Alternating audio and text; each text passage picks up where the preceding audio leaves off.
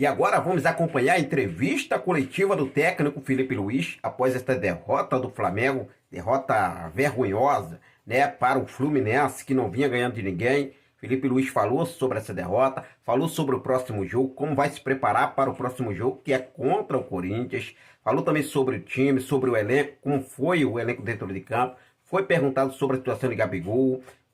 Acompanha só as palavras de Felipe Luiz nessa entrevista coletiva completa que eu deixei aqui para vocês a poder assistir agora. Acompanha aí. Sempre é ruim perder, né? Obviamente que eu sabia que um dia eu viria aqui na coletiva com resultado negativo. É triste que tenha sido hoje, num clássico e em umas vésperas aí de uma semifinal de Copa do Brasil. É duro, porém o futebol te brinda com oportunidades a cada semana para você se superar e recuperar a confiança. Então, temos que limpar a cabeça o antes possível para preparar bem esse jogo de domingo que é vital. Felipe, Raíza Simplício aqui da Gol Brasil. Eu queria saber como é que tem sido o seu trabalho com o Gabriel em relação à questão dos impedimentos, né? Acho que hoje ele ficou... vários lances ele estava impedido, outros jogos também isso aconteceram. Eu queria que você falasse um pouco como é que tem sido esse trabalho, se você tem essa percepção também, como tem sido esse trabalho com ele em relação a isso. Vamos lá. Primeiro que eu mais peço para o Gabi é o posicionamento dele, que ele se posicione de um jeito onde seja produtivo, né? Que ele possa conseguir atacar bem os espaços que é o que ele faz de melhor. Obviamente que cair no impedimento é uma leitura, um timing que às vezes ele não tá tendo, mas para mim é menos pior, né? Às vezes ele ficar impedido do que ele descer para buscar a bola no pé, como eu vi ele fazendo anos anteriores, né? Então assim, que ele saia esporadicamente, ok, mas que o mais importante é que ele guarde a posição dele, que ele entenda os movimentos que ele tem que fazer. E obviamente que um cara que estava bastante tempo sem jogar, esse time não está nas melhores condições, mas que a tendência é que melhore. Felipe, Carlos Eduardo Mansur, Grupo Globo. Uma das mudanças mais nítidas que você está tentando implantar no time é a altura em que joga a linha defensiva, a agressividade com que ela se posiciona, tentando compactar o time. Talvez nesses 3 jogos hoje você tenha enfrentado o time que mais veio preparado para tentar jogar as costas dessa linha, né? Primeiro com o Marquinhos e o Cauã, depois com o Ganso se aproximando e sobrecarregando ali junto com o Arias, que entrou depois, o Lima vindo do lado esquerdo para dentro, para esse mesmo lado.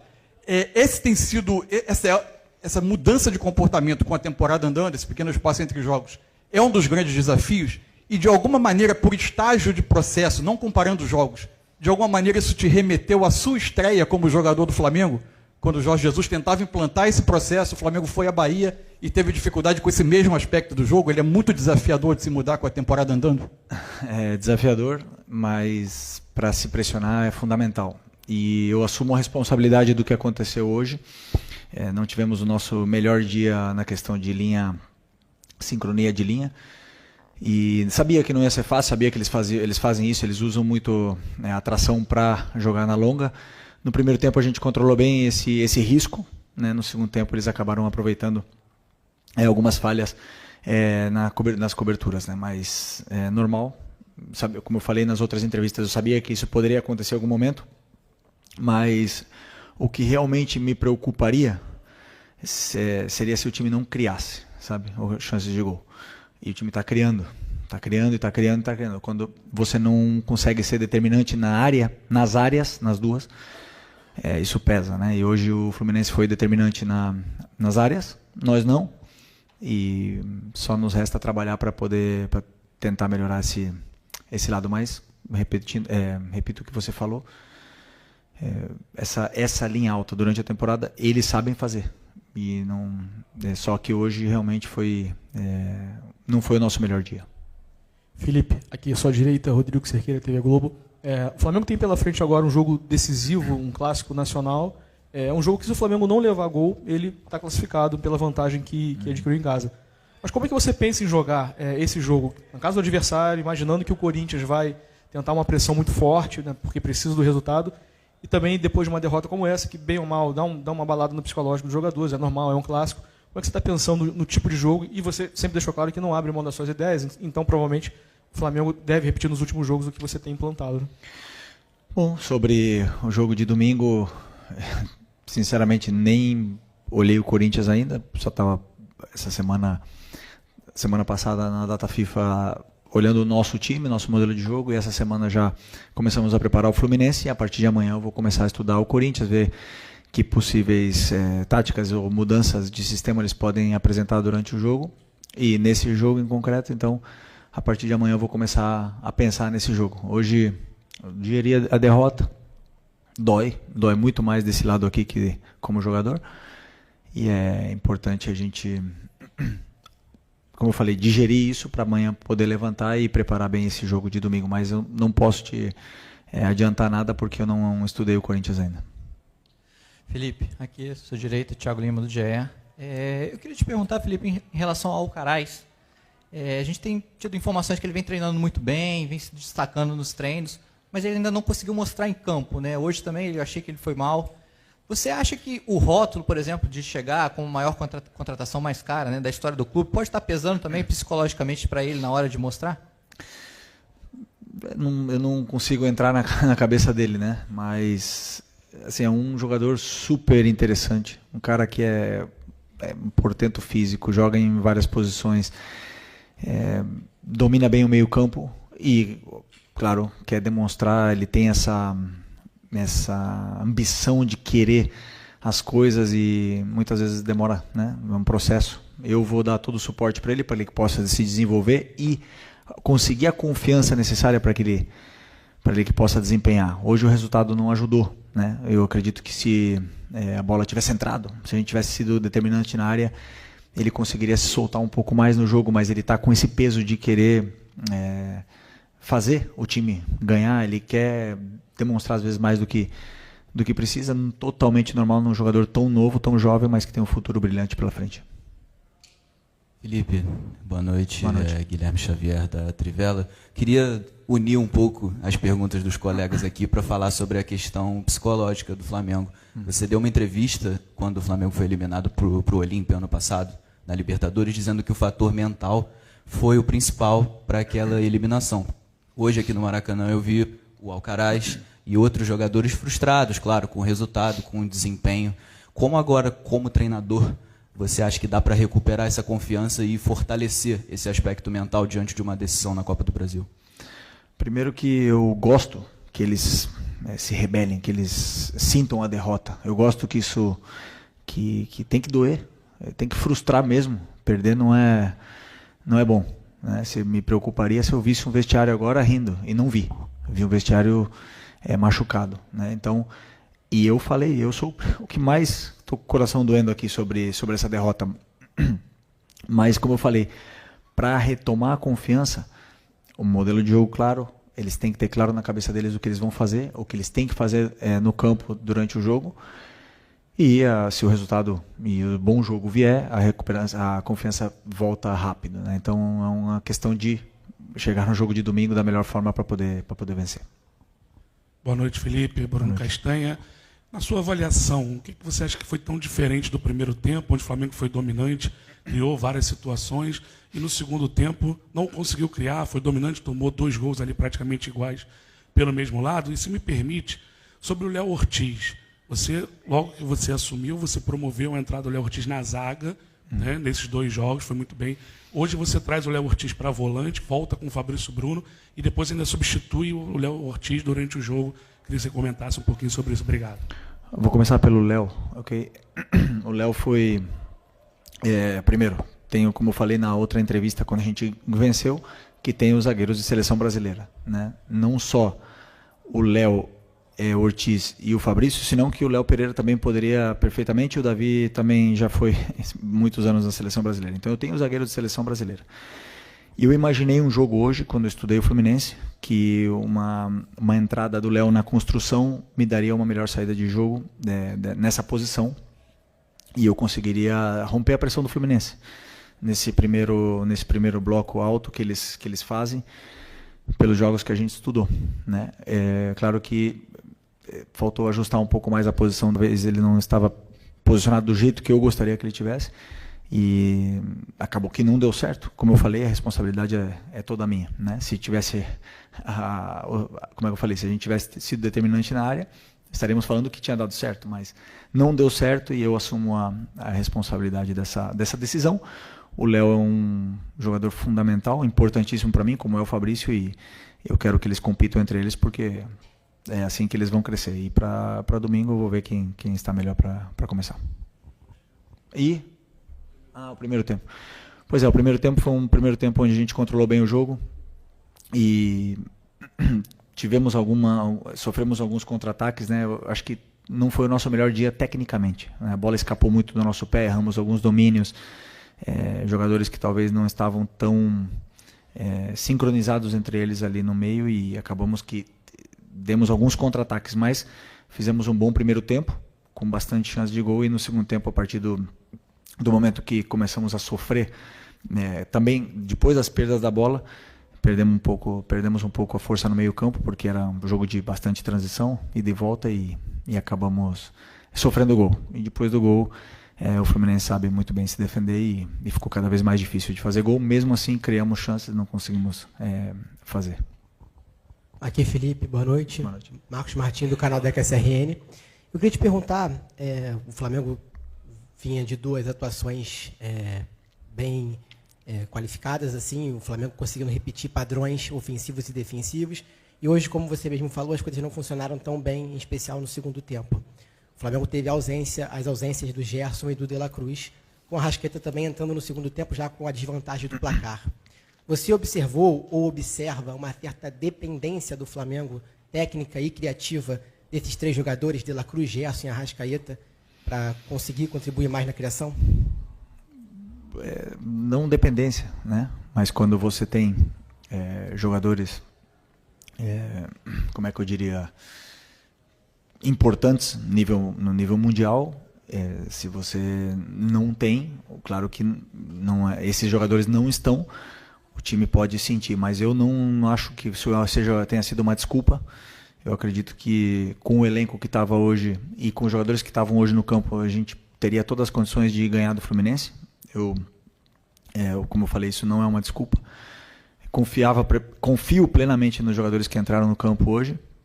Acabou que o resultado parece que está todo mundo horrível e todo mundo é ruim.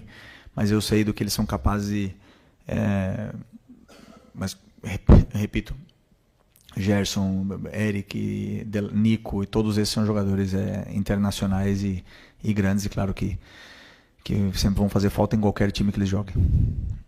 Boa noite, Felipe. Vinícius, canal Vini Rubro Negro.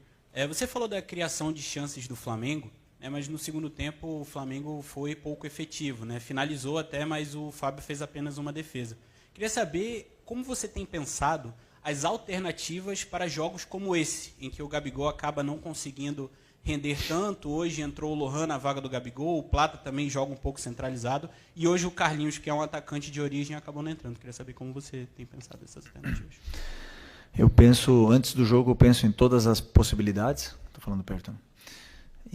Se a gente estiver ganhando, se estiver empatando, se estiver perdendo, se algum jogador é expulso, eu penso em tudo. E durante o jogo eu vou vendo como ele vai se desenvolvendo, esses jogadores, e o que o jogo pede, né? Hoje tínhamos alguns jogadores que não estavam em condições de começar, tinham muitos jogadores que não estavam em condições de jogar 90, e alguns jogadores que teriam que sair durante o jogo, né? Mas eu preparo possíveis trocas de estrutura, né, para se precisar mudar alguma coisa. Mas eu imaginava que no final do jogo, por exemplo, quando já estava 2-0, que o Fluminense baixou o bloco, a gente estava conseguindo entrar, a gente estava conseguindo chegar, porém, claro que não estamos, como eu falei, não estamos na melhor forma técnica. Estava escapando um pouco a bola, os domínios, o último passe, o último cruzamento. Isso aí faz com que não sejamos determinantes nas áreas. Então, quando você não faz o gol, isso frustra cada vez mais, você vai acabar correndo e o risco é maior. Mas o único caminho que eu posso falar para você é que o meu trabalho é levar eles até lá. O meu trabalho é tentar fazer com que o time chegue até a área. E ali a qualidade técnica que vai definir, e eu posso ajudar isso aí para eles poderem treinar cada vez mais e a bola vai acabar entrando, uma hora ou outra. Felipe, aqui boa noite, Gabriel Afoca na Paparazzo Rubro-Negro. Felipe, quero te fazer uma pergunta que pode até mesmo voltar um pouco naquela parte psicológica que eles falaram mais cedo, que é por que o Flamengo costuma ter tanta dificuldade nos jogos que são logo após as pausas na data FIFA? Você que já esteve lá no vestiário como jogador, hoje como técnico, várias vezes, né, a gente vê o Flamengo com essa dificuldade, não sei se é uma questão psicológica, se é um time que está acostumado a ter esse calendário maior e por isso quando tem uma pausa pode ser que acabe voltando um pouco mais frio, os adversários têm mais tempo para preparar. Eu queria que você explicasse, se possível, não sei que é meio complicado explicar assim, mas por que na maioria das vezes o Flamengo volta tendo muitas dificuldades depois dessa data FIFA? Obrigado. Bom, interessante, né? Eu lembro que ano passado perdemos um jogo depois da data FIFA, acho que foi o Bragantino, eu ainda estava como jogador, e esse ano foi a minha primeira experiência e eu vi meu time correndo no primeiro tempo, vi meu time fazendo tudo o que eu pedi, vi eles se dedicando, lutando e bem fisicamente. O jogo levou a essas circunstâncias com que o time perdesse, né? Mas não diria que foi pela data FIFA, poderia ter acontecido em qualquer momento, né? Então, até mesmo porque foram treinos bons, tivemos muito tempo para treinar e preparar esse jogo, e eu acho que tudo saiu como a gente planejou. Infelizmente, o resultado não foi o que queria. Boa noite, Felipe. Aqui, Sidão Marinho da Litoral News. A gente viu o Corinthians hoje vencer por 5-2 o Atlético, o Flamengo perder. Na sua visão, esses resultados podem influenciar no jogo do próximo domingo? E qual o peso que você vê desse jogo? Já que, se o Botafogo amanhã vencer, o título brasileiro fica bem distante. Qual o peso que você vê para a temporada nesse jogo do domingo? Obrigado. Claro que, como eu falei na outra pergunta, né, que é importante sempre tentar vencer. Qualquer jogo, já seja amistoso, jogo de pré-temporada, carioca, o Flamengo sempre entra no campo para vencer. E quando se perde aqui, a derrota dói muito porque a gente escuta e vê as críticas, se vive muito o Flamengo, né, quando você está dentro do Flamengo. Então, claro que não é o melhor momento para perder um jogo, mas como eu falei na outra pergunta também, o futebol te brinda com uma oportunidade de você sair dessa derrota e ganhar no domingo. E nós vamos para São Paulo para ganhar o jogo. Nós queremos ganhar esse jogo contra o Corinthians. Não vamos para defender, vamos para ganhar o jogo. E a partir daí que vença o melhor. Eu acho que mentalmente zera, e quando entrar no campo é um jogo novo e tenho certeza e confio muito nos meus jogadores. Professor, as últimas duas aqui. Ok.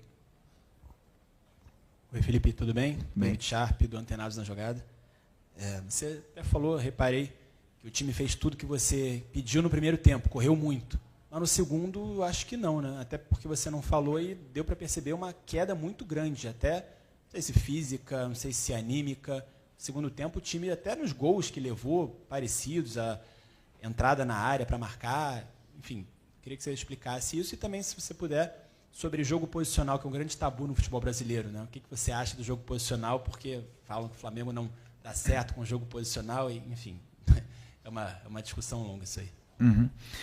Ok. O primeiro tempo, imaginamos um Fluminense pressionante, imaginamos um Fluminense onde eles vinham tentar tirar a bola da gente, não acabaram sendo tão agressivos na pressão e todas as nossas saídas acabaram sendo facilitadas, mesmo usando um pouco o Rossi e demorando um pouco na circulação. Nossa intenção foi corrigir essa velocidade de circulação e a partir daí esse foi o recado do intervalo, né? Tentar corrigir detalhes táticos do time, mas eu acredito que a partir do gol o time acabou desandando um pouco, né? As trocas,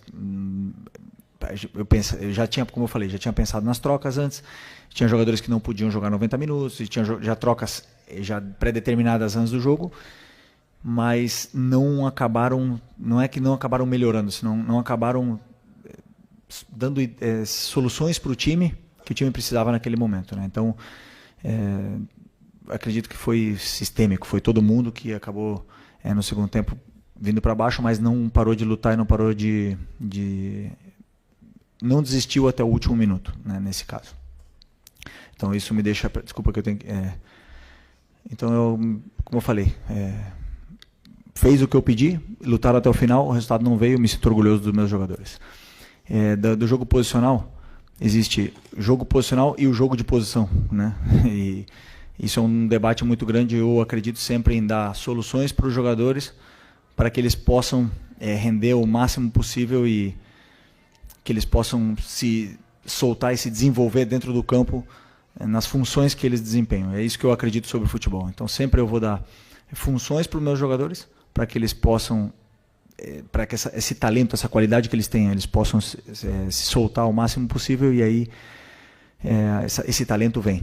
Às vezes, dependendo do adversário, vai ser um jogo mais posicional, às vezes, dependendo do adversário, vai ser um jogo mais por dentro, outro vai ser mais por fora. Então eu acredito também muito em, dependendo de quem venha jogar contra você, você dá soluções para os jogadores. Vamos à última pergunta. Felipe, Mauro Santana, do canal Mauro Santana, mesmo enaltecendo o poder de criação da equipe, desde a sua estreia, você sempre demonstrou preocupação na melhora da efetividade, da eficiência no aproveitamento ofensivo, que no jargão do futebol se chama pejorativamente de arame liso. E a gente sabe que o futebol brasileiro, infelizmente, é imediatista e as cobranças são inevitáveis. E você tem apenas 2 dias para tentar melhorar isso para um jogo que, inclusive, é muito mais perigoso nesse sentido, porque oportunidades desperdiçadas podem custar a classificação para a final da Copa do Brasil. Como é que você pensa nesse desafio? É que é um privilégio poder estar sentado aqui nessa cadeira como treinador do Flamengo e poder jogar uma semifinal de Copa do Brasil contra o Corinthians, que é acho que é o maior clássico do Brasil, questão de torcidas. É um privilégio muito grande estar aqui, estar com essa pressão. Eu gosto, as críticas elas são válidas, eu também aprendo e cresço muito nas críticas. E sei que é totalmente normal. Ninguém eu não estou descobrindo nada. Eu já vivi isso aqui muito como jogador e sabia perfeitamente de onde eu estava me metendo como treinador. Mas como eu falei, é um privilégio estar sentado aqui e vou dar minha vida até o último segundo aqui para poder conquistar títulos com a camisa do Flamengo agora como treinador. Ok? Muito obrigado.